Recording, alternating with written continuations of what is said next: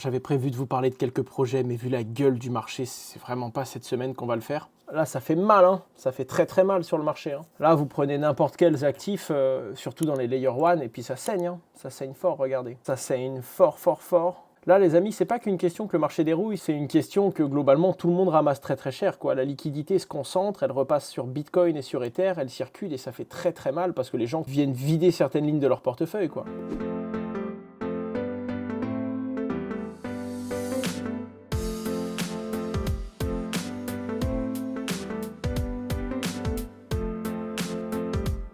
Le marché des cryptos est dans le rouge, il a perdu de la valeur cette nuit et les marchés saignent encore à l'heure où je vous parle. Je vous fais cette petite vidéo rapide, sans post-production, pour vous parler de ce qui se passe actuellement sur le marché des cryptos. Tether qui affiche un bénéfice record de 5,2 milliards de dollars au premier semestre. Pour faire très simple, Tether c'est un stablecoin, donc le business est très simple. À chaque fois que vous avez un stablecoin, un Tether dans votre portefeuille, Tether le garantit. C'est-à-dire que pour vous émettre un stablecoin à vous, je rappelle, un stablecoin c'est une crypto-monnaie qui reste adossée au dollar, donc théoriquement un jeton égale 1 $. Mais pour que cette entreprise vous en donne un et que vous soyez sûr, vous, que sa valeur vale bien 1 $, bah Tether, dans un coffre, ils ont 1 $ à vous, dans un vrai compte en banque, par exemple. Et sur ce compte en banque, eh ben, ils vont générer des intérêts. Et en ce moment, les banques centrales, elles donnent 4, 5, 6% d'intérêt. Et donc Tether, aujourd'hui, ils ont 70 ou 80 milliards de dollars sur lesquels ils font 5% d'intérêt par an.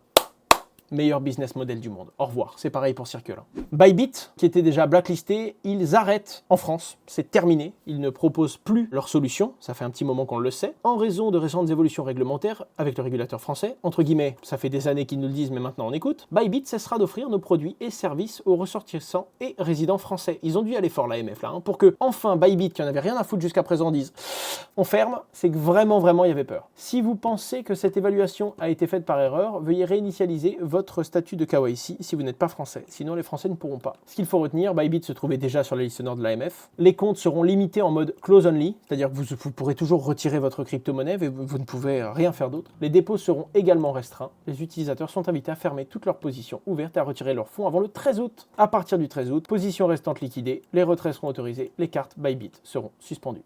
Voilà quoi.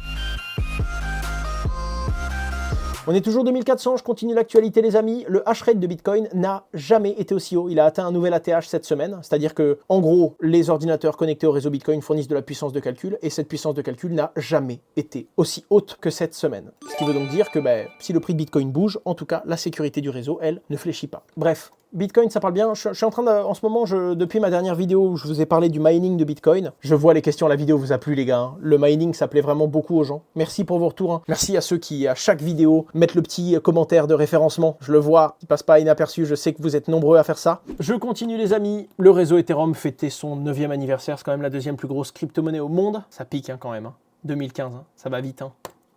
Morpho lève 50 millions de dollars. Je voulais faire un petit clin d'œil déjà parce que c'est des francophones. Ensuite parce que Morpho c'est un super outil. Quand vous utilisez par exemple Compound ou quand vous utilisez AAV, ça vous permet d'avoir des meilleurs rendements que si vous passez sur la plateforme en direct. Et il y a également Morpho Blue qui permet de certains produits financiers et qui permet de créer des pools de liquidités. Et là pour le coup il y a Rebit Capital, Coinbase ou encore Andreessen Horowitz qui est des méga gros fonds crypto et des géants qui sont positionnés. Ils ont levé à 50. Je me demande sur quel valo est-ce qu'ils ont levé. C'est propre en tout cas, très très propre. Félicitations. Oh, il y a Leadblock. Oh, il y a Pantera. Il y a Coinbase. Enfin bref, grosse levée et c'est des francophones. Donc les gars, quand on a des Français qui vont taper 50 patates, il y en a certains qui sont jaloux, mais la réalité c'est qu'il n'y a qu'une seule chose à faire. Hein. Faut les féliciter parce que c'est compliqué. Hein. Surtout dans une période de marché comme ça.